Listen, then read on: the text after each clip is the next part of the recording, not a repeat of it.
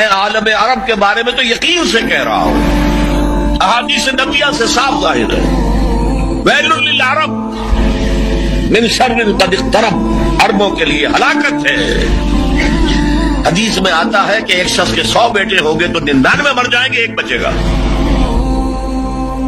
سب سے بڑے مجرم وہ ہیں، ان کی مادری زبان میں اللہ کا کلام، اور انہوں نے اللہ کے کلام کے پیچھے اپنے آپ کو نہیں لگایا، اسے اپنا امام نہیں بنایا۔ کہتے ہیں وَاجْعَلْهُ لَنَا إِمَامًا وَنُورًا وَهُدًى، اسے ہمارا امام بنا دے۔ تم بناؤ گے تو بنے گا نا امام، بنانے کو تیاری تھی، دعائیں مانگ رہے ہیں بڑی لمبی لمبی، ایک ایک گھنٹے کی دعا جو ہے حرمین کے اندر مانگی جا رہی ہے تراویح کے بعد اور ختم قرآن کے بعد۔ یہ دعائیں تمہارے منہ پر دے ماری جاتی، ہو کون تم؟